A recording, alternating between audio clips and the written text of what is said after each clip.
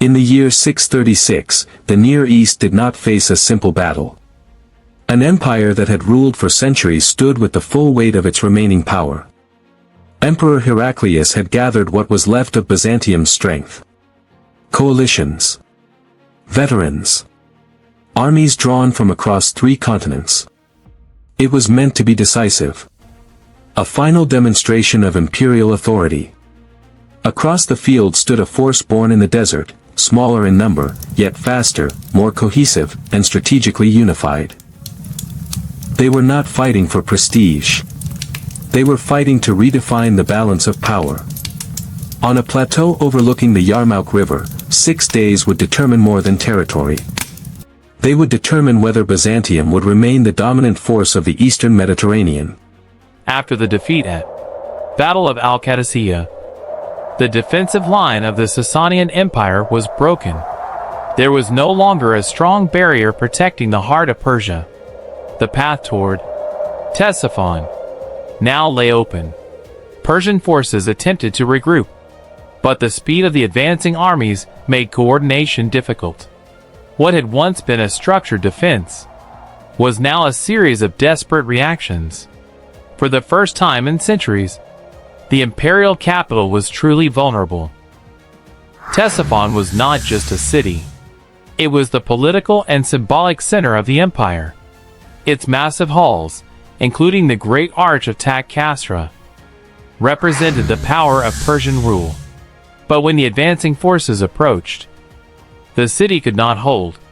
King Yazdegerd III made a critical decision. He fled. The capital was abandoned. Without a decisive battle. Without a final stand. For an empire of such scale, its capital fell with surprising speed. And with it, the illusion of stability collapsed. With the fall of Ctesiphon, the Sasanian Empire lost more than a city. It lost its center of control. Administration broke down. Regional leaders began acting independently. Communication between provinces weakened. The empire no longer functioned as a unified state. Instead, it fragmented. What had once been a centralized power was now a patchwork of disconnected regions. Despite the collapse, resistance did not immediately end. For years, forces loyal to Yazdegerd III continued to fight. Battles were fought across Persia. But these were no longer coordinated campaigns. They were isolated efforts. Each defeat pushed the remnants of the empire further east. The structure that had once sustained Persian power could not be rebuilt. And without that structure, even victories would have meant little.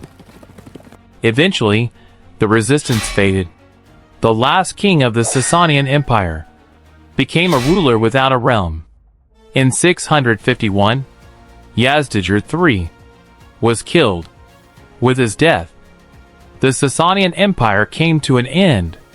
An empire that had rivaled Rome for centuries was gone.